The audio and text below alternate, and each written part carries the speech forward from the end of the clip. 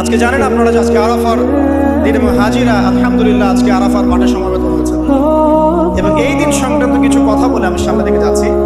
প্রথম যে বিষয়টা বলবো যে এই দিনটার কসম আল্লাহ পাক কোরআনে করেছেন, এটা একটু আগে আমি বললাম, শাহিদি ওয়া মাশহুদ ওয়াল ফাজরি ওয়া লায়ালিন আশর ওয়াশ শাফঈ ওয়াল ওয়াতর, জোর এবং বিজোরের কসম। এখানে জোর বলতে বোঝানো হয় কোরবানির ঈদকে, অর্থাৎ এই যেটা ঈদ উল আজহার দিন, আর বিজোর বলতে বোঝানো হচ্ছে এই আজকের দিনটাকে, আরাফার দিন।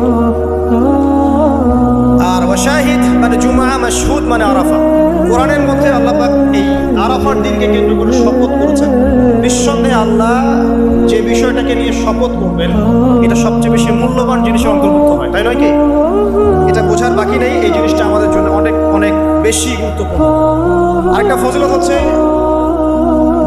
কাতাদা রাদিয়াল্লাহু আনহু, আবু কাতাদা রাদিয়াল্লাহু আনহু থেকে বর্ণিত আছে সহিহ মুসলিমের 1162 নম্বর হাদিসে নবী করিম সাল্লাল্লাহু আলাইহি ওয়াসাল্লাম বলেছেন, যে ব্যক্তি আরাফার দিনে সওম রাখবে, রোজা রাখবে, হজ করতে এসেছে, হাজি নয় এমন ব্যক্তি, হাজিদের জন্য নয়, বাইরে যারা আছে আমরা তাদের জন্য, যে ব্যক্তি আজকের দিনে সওম রাখবে তার পূর্ববর্তী 1 বছর এবং পরবর্তী 1 বছরের গুনাহ আল্লাহ পাক মাফ করে দিবেন ইনশাআল্লাহ। আর এই দিনটাকে নিয়ে, রোজা নিয়ে অনেক কনফিউশন আমাদের মধ্যে চলে আসছে এখন, আজকে রাখবো না কালকে রাখবো ইত্যাদি। হাদিসের মধ্যে ইয়াউমুল আরাফা শব্দ এসেছে, আরাফার দিনে সওমের কথা এসেছে, ইয়াউমুত তাসি বা নবম দিনের কথা আসে নাই। এটা নিয়ে যদিও বা উলামায়ে কেরামের মধ্যে ইখতিলাফ লক্ষ্য করা যাচ্ছে, সবচেয়ে বেস্ট ডিসিশন হচ্ছে আজকেও রাখি কালকেও রাখি, সিম্পল সলিউশন। আজকেও রাখেন, আগামীকালকেও রাখেন, ইনশাআল্লাহ আপনি পুরোটার নেকি পেয়ে যাবেন ইনশাআল্লাহ। তবে আমার মত আজকের দিনে রোজা রাখাটাই আরাফার সওম, এটা আমার ব্যক্তিগত মত। যদি এর সাথে কেউ দ্বিমত পোষণ করেন আমি তার সাথে যুদ্ধ করতে যাব, ঠিক আছে? এরপরে আসি, এই দিন একটা স্পেশাল আয়াত নাজিল হয়েছে আরাফার দিনে, স্পেশাল একটা আয়াত, সেটা হচ্ছে সূরা মাইদার 3 নম্বর আয়াত। আয়াতটা হচ্ছে আল ইয়াউমা আকমালতু লাকুম দীনাকুম। নবী করিম সাল্লাল্লাহু আলাইহি ওয়াসাল্লাম বিদায় হজের ভাষণ দিলেন, আল্লাহর পক্ষ থেকে আয়াত নাজিল হলো, আল ইয়াউমা আকমালতু লাকুম দীনাকুম, আজকের দিনে আমি তোমাদের উপরে দ্বীন ইসলামটাকে কামেল করে দিলাম। কামেল মানে কি? পরিপূর্ণ করে দিলাম, একদম পরিপূর্ণ। ইসলামে ঢোকানোরও কিছু সুযোগ নাই, বের করারও কোনো সুযোগ অবকাশ নাই।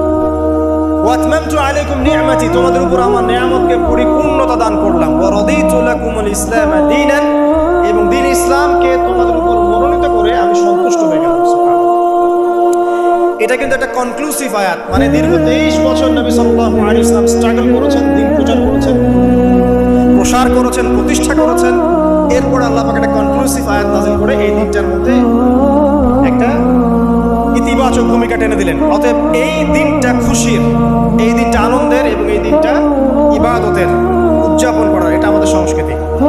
আমি এর বিষয়ে একটু পরে কথা বলছি ইনশাআল্লাহ। এরপরে চলে আসেন, আজকের দিন একটা দুটো দোয়া আপনারা পড়বেন স্পেশালি। একটা হলো তাকবীর, যেটা আমরা দেই, আল্লাহু আকবার, আল্লাহু আকবার, লা ইলাহা ইল্লাল্লাহ, আল্লাহু আকবার, আল্লাহু আকবার, ওয়ালিল্লাহিল হামদ, এবং আইয়ামে তাশরিকের শেষ পর্যন্ত, মানে ঈদুল আযহার 3 দিন পর্যন্ত এটা পড়তেই থাকবেন ইনশাআল্লাহ তাআলা।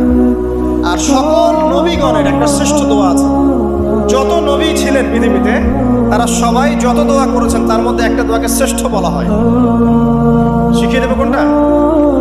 সেটা হলো লা ইলাহা ইল্লাল্লাহ ওয়াহদাহু লা শারীকা লাহ লাহুল মুলক ওয়া লাহুল হামদ ওয়া হুয়া আলা কুল্লি শাইইন কাদির। এই দোয়াটা দিনে যে ব্যক্তি 100 বার পড়বে, দিনে যে ব্যক্তি 100 বার পড়বে, ওই দিন আল্লাহর লিস্টে ওই ব্যক্তি ছাড়া বেশি আমলকারী কেউ হতে পারবে না। তবে সেই ব্যক্তি ব্যতীত যে এর চেয়ে বেশি পড়েছে, কেউ 200, 300, 500 পড়েছে, তখন সে বেশি র্যাঙ্কিংয়ে শীর্ষে চলে যাবে আর কি। মিনিমাম 100 বার। আরও ফজিলত হচ্ছে 100 বার যদি আপনি পড়েন, ওই দিন শয়তান আপনাকে স্পর্শ করতে পারবেন ইনশাআল্লাহ, এবং আপনার আমলনামা থেকে 100 গুনাহ মিটিয়ে ফেলা হবে, 100 নেকি লিখে দেওয়া হবে ইনশাআল্লাহ। অতএব আজকে আমরা এই দোয়াটা পড়তে পারি, লা ইলাহা ইল্লাল্লাহ ওয়াহদাহু লা শারীকা লাহ লাহুল মুলক ওয়া লাহুল হামদ ওয়া হুয়া আলা কুল্লি শাইইন কাদির। এরপরে আসেন, এই দিন একটা ফজিলত হচ্ছে, আজকের দিনটা হচ্ছে হজের দিন, হজ আকবরের দিন। আমরা অনেকেই হজটাকে তুচ্ছ মনে করি, অনেকের সামর্থ্য আছে কিন্তু হজ করতে যাই না। আছেন এমন মানুষ? দুনিয়ার চাকচিক্য নিয়ে ব্যস্ত আছে, কিন্তু হজ ফরজ হয়ে গেছে, সেই কবে হজ করতে যাই না। মনে করি মেয়ের বিয়ে দিয়ে শেষ বয়সে যাব, তাই না? অথচ হজ করতে হয় ইয়াং বয়সে, যদি সামর্থ্য থাকে ইয়াং বয়সে হজ করতে হবে। আমরা কিছু ফজিলত জেনে নেই এবং আল্লাহর কাছে দোয়া করি, আল্লাহ পাক আজকে আমাদের এই ক্ষুদ্র মসজিদে যত মুসল্লি উপস্থিত আছে আল্লাহ পাক সবার তাকদিরে হজে আকবার নসিব করুন, আমিন। এবং মাকবুল আর মাবরুর হজ করার তৌফিক আল্লাহ পাক আমাদের সবাইকে দান করুন, আমিন। একটা হাদিস আছে, বুখারী মুসলিম দুইটা কিতাবে এসেছে,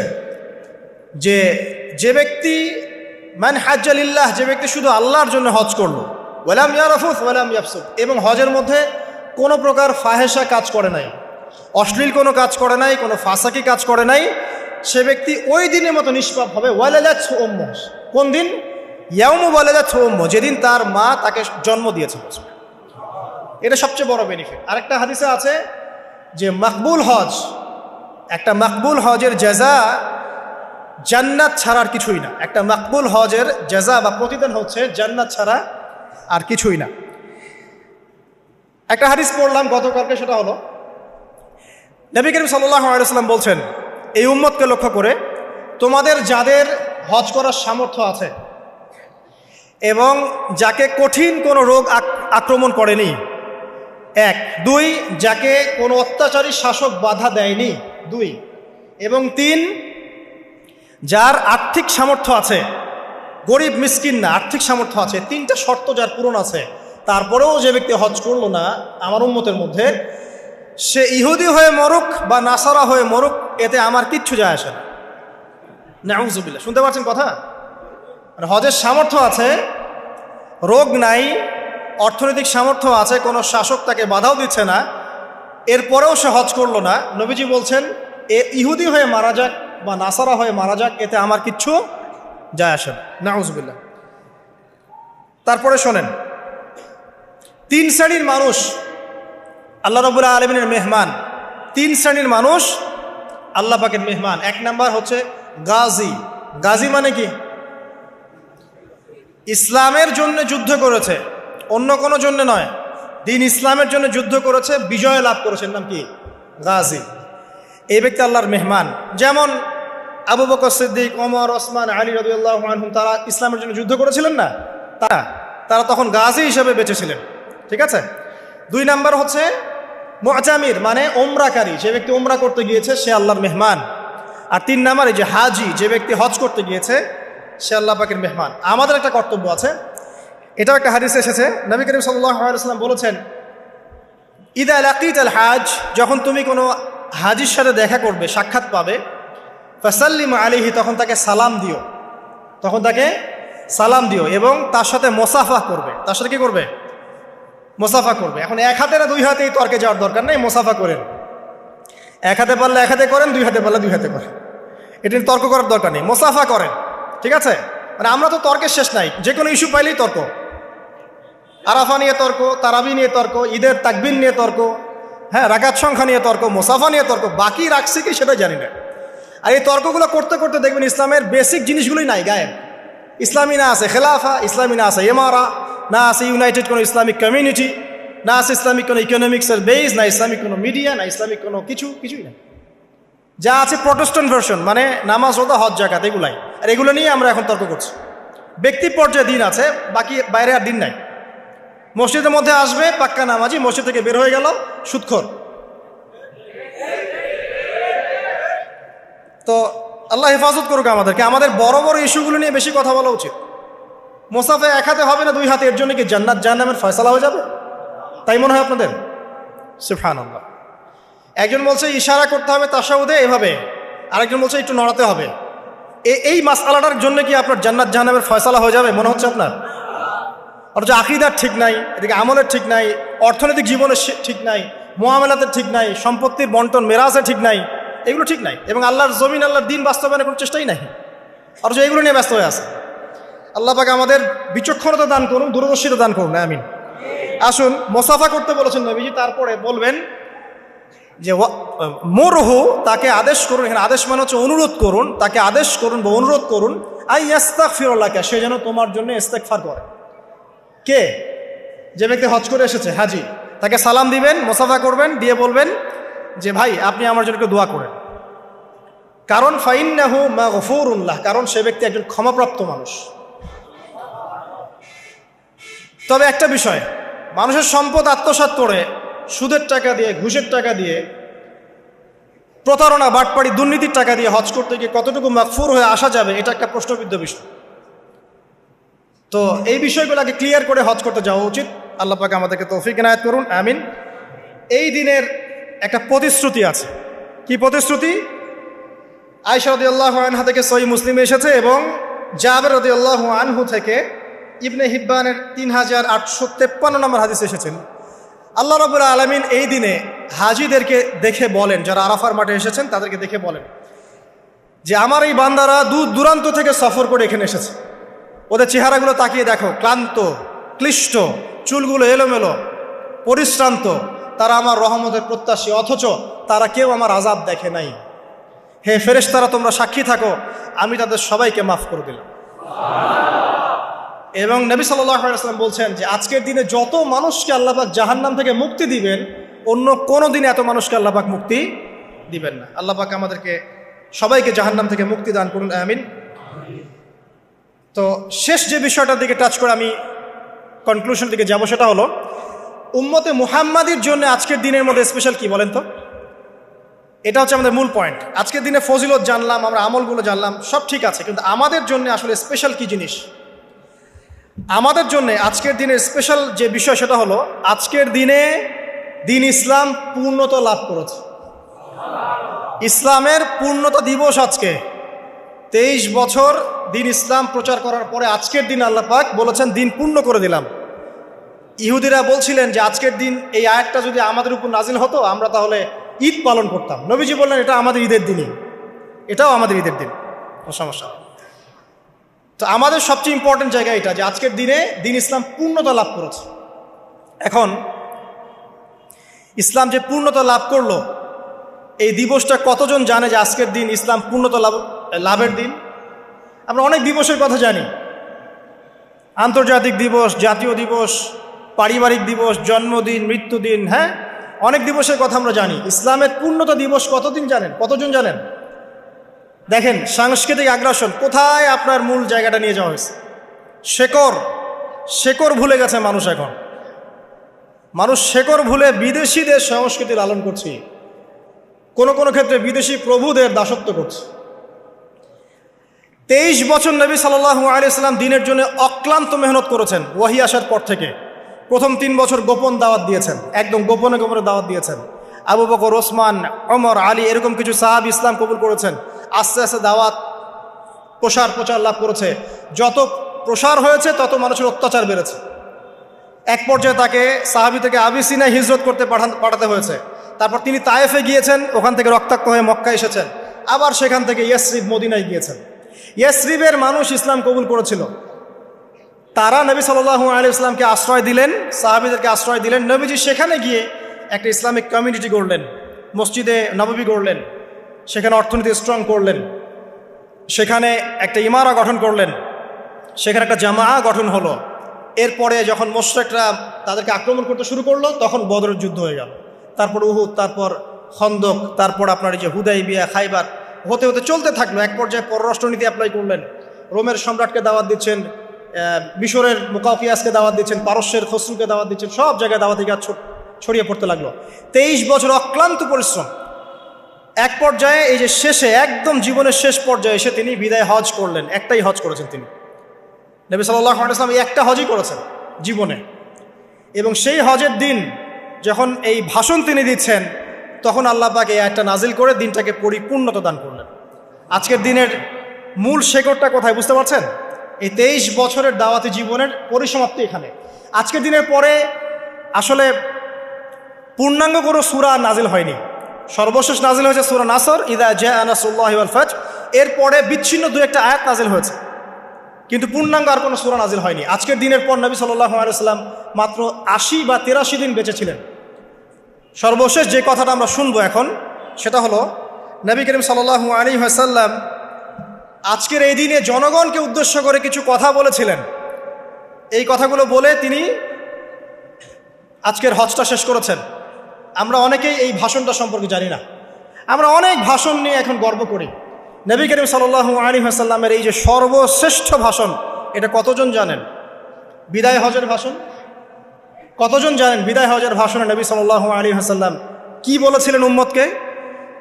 আমরা একটু আপনাদেরকে শোনাবো, শুনিয়ে ইনশাআল্লাহ লেকচারটা শেষ করব।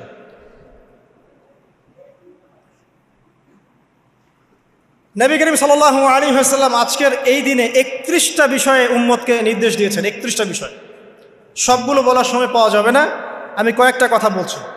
খুব ভালো হতো যদি আমি অ্যারাবিকটা বলার পরে বাংলাটা বলার সময় পেতাম। আমার হাতে 5 মিনিট সময় আছে, কারণ অ্যারাবিকটার যে ভাব গাম্ভীর্যটা বাংলা আসলে আসবে না। তারপর আমি চেষ্টা করছি। নবী করিম সাল্লাল্লাহু আলাইহি ওয়াসাল্লাম সবার সামনে দাঁড়িয়ে দীর্ঘ 23 বছর অক্লান্ত পরিশ্রম করে দাওয়াতি মিশন কমপ্লিট করার পরে সবাইকে সমবেত করে একটা হজ করলেন। হজ করার পরে তিনি গুরুগম্ভীর কণ্ঠে বলছেন, হৃদয়ের সমস্ত আবেগ বের করে দিয়ে বলছেন, হে জনগণ, আইয়ুহান নাস, হে জনগণ, আমি জানি না আজকের পর তোমাদের সাথে আমি কখনো মিলিত হতে পারবো কিনা। একটু চিন্তা করেন, সাহাবীরা সামনে দাঁড়িয়ে আছেন, নবীজি দাঁড়িয়ে এই কথাটা বলছেন, হে জনগণ, আমি জানি না আজকের পরে আমি তোমাদের সাথে মিলিত হতে পারবো কিনা। অতএব যে ব্যক্তি আজকে আমার এই কথাগুলোকে স্মরণ রাখবে সে যেন অন্যের কাছে এই কথাগুলো পৌঁছে দেয়। হতে পারে যার কাছে পৌঁছে দেওয়া হচ্ছে সেই এই কথাগুলোকে বেশি সংরক্ষণ করতে পারবে। আল্লাহ পাক তার প্রতি রহম করুন যে আমার এই কথাগুলোকে অন্যের কাছে পৌঁছে দেবে। নবীজির ভাষণ। এরপর নবীজি বলছেন, জেনে রাখো নিশ্চয়ই তোমাদের পরস্পরের, মুসলিমদের পরস্পরের সম্পদ, পরস্পরের রক্ত, পরস্পরের এই যে জান মাল ইজ্জত, এগুলো একে অপরের জন্য হারাম। মুসলিমদের পরস্পরের রক্ত, পরস্পরের ইজ্জত সম্মান একে অপরের জন্য হারাম, এর হানি করা একে অপরের জন্য হারাম। ঠিক যেমন আজকের এই দিন হারাম, এই শহর হারাম, এই মাসও হারাম। নবী করিম সাল্লাল্লাহু আলাইহি ওয়াসাল্লাম বলছিলেন, জেনে রাখো 3টা বিষয়ে যেন তোমাদের অন্তর কখনো খেয়ানত না করে। 3টা বিষয়ে তোমাদের অন্তর যেন কখনো খেয়ানত না করে। 1, তোমরা যে কাজটাই করবা শুধু আল্লাহ পাকের সন্তুষ্টির জন্য করবে। তোমরা যে কাজই করবে শুধু আল্লাহর সন্তুষ্টির জন্য করবে। তোমাদের শাসক বর্গের কল্যাণ কামনা করবে।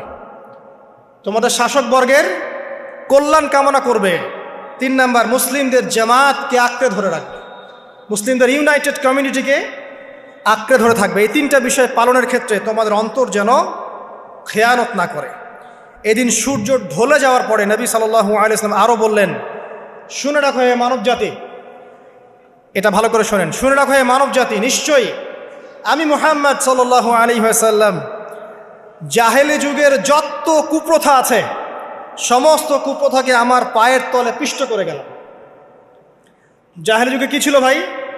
শিরিক ছিল, সুদ ছিল, মাদক ছিল, নারীর অবমাননা ছিল, কন্যা সন্তানকে দাফন করা হতো, রক্তক্ষয়ী হানাহানি মারামারি কাটাকাটি ছিল। এগুলো সব কিছুকে আমি আমার পায়ের তলে দাফন করে গেলাম। এটা কি দাফন হয়েছে?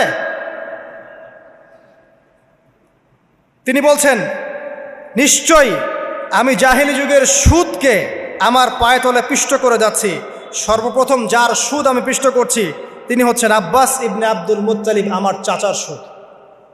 নিজের পরিবার থেকে দৃষ্টান্ত স্থাপন করলেন।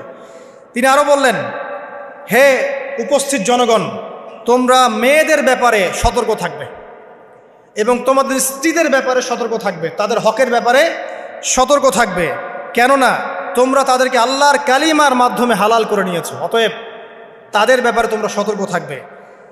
তোমাদের উপর তাদের হক হচ্ছে তোমরা যা খাবে, যা পরবে, তাদেরকেও তাই খাওয়াবে, তাই পরাবে।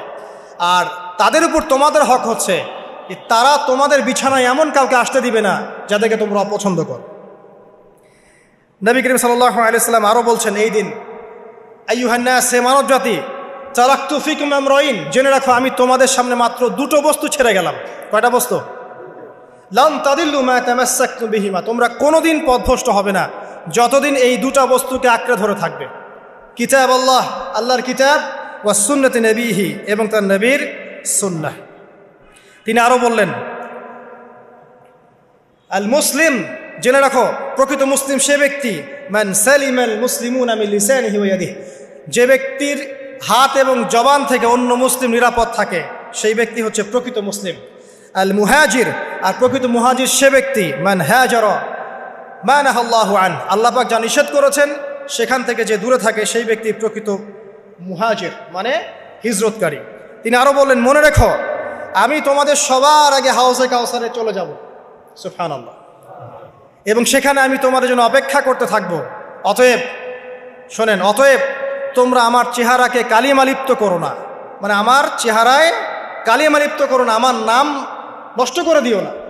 আমি তোমাদের সংখ্যাধিক্য দেখে আল্লাহর কাছে গর্ব করব, আমাকে তোমরা অপমানিত করো না। আজকে কি আমরা তার দায়িত্ব পালন করে উম্মাহ হতে পেরেছি? নবীজি বলেছেন, তা আমার চেহারাকে কালিমালিপ্ত করো না, সুবহানাল্লাহ। তিনি বলছেন, ওই সময় কিছু মানুষ থেকে আমি মুক্ত হয়ে যাব, আর কিছু মানুষ আমার থেকে মুক্ত হয়ে যাবে। বলা হলো, কারা ইয়া রাসূলুল্লাহ? তিনি বলছেন, আল্লাহ পাককে আমি বলবো, ইন্নাহুম মিন্নি, হে আল্লাহ এরা আমার উম্মাহ, এরা আমার উম্মত, আমার সাহাবী। আল্লাহ পাক বলবেন, ইন্নাকা লা তাদরি মা আহদাসা বা'দাক, তুমি জানো না হে নবী, তোমার মৃত্যুর পর এই মানুষগুলো, পরবর্তী মানুষগুলো তোমার দিনের মধ্যে কত বেদাত সংযোজন করেছিল। তিনি আরো বলেছিলেন, হে জনগণ জেনে রাখো, প্রত্যেক পরিবারের জন্যে প্রতি বছর একটা করে পশু জবাই করার বিধান, প্রত্যেক পরিবারের জন্যে, সামর্থ্যবান পরিবারের জন্য প্রত্যেক বছর একটা করে পশু জবাই করার বিধান রয়েছে। তিনি আরো বললেন, মনে রাখো একজনের অপরাধের শাস্তি আর একজন কখনো পাবে না, আর বাবার দোষে ছেলে কখনো দুষ্ট হবে না, ছেলের দোষে বাবাও কখনো অপরাধী হবে না। তিনি আরো বললেন, জেনে রাখো হে মানব জাতি, নিশ্চয়ই শয়তান এই বিষয় থেকে নিরাশ হয়ে গেছে যে তোমরা শয়তানের ইবাদত করবে। শয়তান নিরাশ হয়ে গেছে, কিন্তু শয়তান নিরাশ হয়নি একটা বিষয় থেকে, যে তোমরা একে অপরে হানাহানি, কাটাকাটি, ফিতনা, ফাসাদে ব্যস্ত থাকবে, যেমনটা এখন আমরা করছি। আমরা কিন্তু সরাসরি কখনো শয়তানের ইবাদত করছি না, করছি, কিন্তু মুসলিমরা এখন পরস্পরে হানাহানি, কাটাকাটি, ফাসাদে লিপ্ত আছে। তিনি আরো বললেন যে একজন মুসলিমের জন্য হালাল নয় অন্য মুসলিমের সম্পদ আত্মসাৎ করা, যতক্ষণ না সে স্বেচ্ছায় খুশি মনে তোমাকে সম্পদ প্রদান করে। অতএব তোমরা একে অপরের প্রতি জুলুম করবে না। তিনি আরো বললেন, সাবধান, আমার ইন্তেকালের পরে তোমরা একে অপরের গর্দান উড়িয়ে কাফের হয়ে যেও না। সাবধান, আমার ইন্তেকালের পর তোমরা একে অপরের গর্দান উড়িয়ে কাফের হয়ে যেও না। তিনি আরো বলেছেন, একজন মুসলিম আরেকজন মুসলিমকে গালি দিতে পারে না। যদি একজন মুসলিম আরেকজন মুসলিমকে গালি দেয়, এটা হচ্ছে ফাসিকি, এবং একজন মুসলিম যদি আরেকজন মুসলিমের সাথে যুদ্ধ করে, এটা হবে এক প্রকার কুফরি। তিনি আরো বলেছেন, হে জনগণ জেনে রাখো, আমার পরে কোনো নবী নেই, আর আমার পরে তোমরা ব্যতীত আর কোনো উম্মত নেই। এর চেয়ে স্পষ্ট কথা হতে পারে? আমার পরে কোনো নবী নেই, আর আমার পরে তোমরা ছাড়া কোনো উম্মত নেই। তাহলে আমরা যখন নতুন নতুন নবী বানিয়ে নিচ্ছি, কোনো কোনো ক্ষেত্রে বলছি একজন ব্যক্তি ছিলেন, সে নিজে ঈসাও ছিল, সে মাহদিও ছিল, সে নবীও ছিল, নাউযুবিল্লাহ। এবং দিন দিন মানুষ এই খাতায় নাম লিখাচ্ছে, সুবহানাল্লাহ। সর্বশেষ তিনি বললেন যে যদি তোমাদের উপরে, হে মানব জাতি জেনে রাখো, যদি তোমাদের উপরে একটা নাক কাটা কালো কুৎসিত কোনো আমির বা শাসকও চলে আসেন, এবং সে যদি তোমাদেরকে আল্লাহর রাস্তায়, আল্লাহর কিতাব সুন্নাহ অনুযায়ী পরিচালিত করেন, তোমরা অবশ্যই তার আনুগত্য করবে, তার বিরুদ্ধে বিদ্রোহ করবে না, তার আনুগত্য করবে। জেনে রাখো, শেষে তিনি বলেন, জেনে রাখো হে মানব জাতি, আজকে থেকে কুল্লুকুম মিন আদম, তোমরা সবাই আদম সন্তান, ওয়া আদামু মিন তুরাব, আর আদম হচ্ছে মাটির সন্তান। আরবের উপর অনারবের, অনারবের উপর আরবের, সাদার উপর কালোর, কালোর উপর সাদার, লালের উপর কালোর, অথবা কালোর উপর লালের কোনো রকম প্রাধান্য নাই। ইল্লা তাকওয়া, শুধু তাকওয়া ব্যতীত। যে ব্যক্তি বেশি মুত্তাকি, সে আল্লাহর কাছে বেশি মর্যাদার অধিকারী হবে ইনশাআল্লাহ তাআলা। সর্বশেষ তিনি আঙ্গুলটা উঁচু করলেন, নিজের শাহাদাত আঙ্গুল উঁচু করে আকাশের দিকে তাকালেন, এরপর জনগণের দিকে তাকালেন, তাকিয়ে বললেন যে তোমাদের ব্যাপারে, হে জনগণ, তোমাদের ব্যাপারে আমাকে আল্লাহ জিজ্ঞাসা করবেন। ফামা আনতুম কাইলুন, তোমরা ওই সময় কি বলবে আমার সম্পর্কে? তখন সাহাবীরা বললেন, আমরা বলবো যে আপনি বাল্লাগতা রিসালাতাক, আপনি আপনার রিসালাত পৌঁছে দিয়েছেন, ওয়াজ্জা আমানাতাক, আপনার আমানত পূর্ণ করেছেন, ওয়া নাসাহতা উম্মাতাক, এবং আপনি আপনার উম্মতকে নসিহত করেছেন। এরপরে তিনি আকাশের দিকে তাকিয়ে বললেন, আল্লাহুম্মা ফাশহাদ, হে আল্লাহ আপনি সাক্ষী থাকেন। আল্লাহুম্মা ফাশহাদ, হে আল্লাহ আপনি সাক্ষী থাকেন। আল্লাহুম্মা ফাশহাদ, হে আল্লাহ আপনি সাক্ষী থাকেন যে আমি আমার দায়িত্ব পৌঁছে দিয়েছি। এরপরে নাজিল হলো, আল ইয়াউমা আকমালতু লাকুম দীনাকুম ওয়া আতমামতু আলাইকুম নি'মাতি ওয়া রাদিতু লাকুমুল ইসলাম দীনান। এই হলো বিদায় হজ, আজকের এই আরাফার প্রেক্ষাপট। আমরা কতজন এটা নিয়ে চিন্তা করেছি? 1 মিনিট একটু বলে শেষ করি। দেখেন, শেষ ওসিয়ত যেগুলো হয় মানুষের, এটা খুব হৃদয় বিদারক হয় না?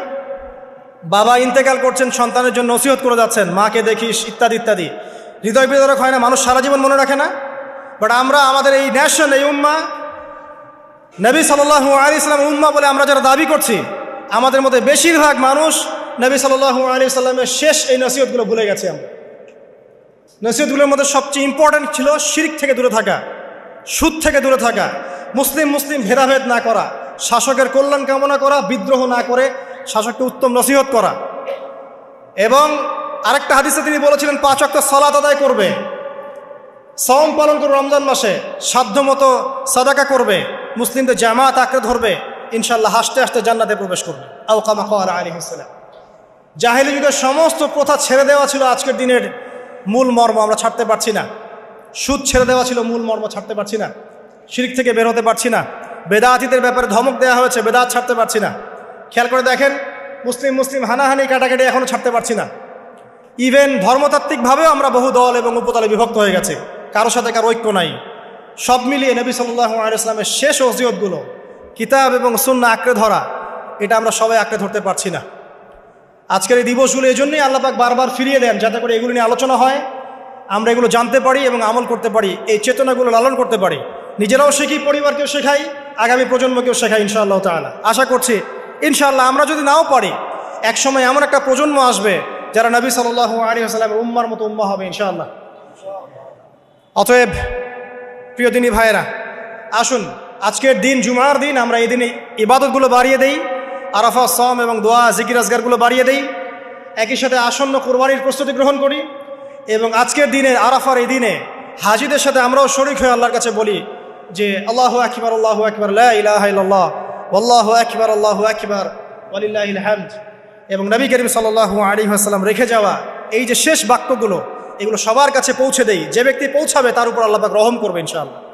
এবং নিজেরা আমল করার চেষ্টা করি। আল্লাহ পাক আমাদের সবাইকে নবী করিম সাল্লাল্লাহু আলাইহি ওয়াসাল্লামের আদর্শ উম্মাহ হওয়ার তৌফিক এনায়েত করুন, আমিন।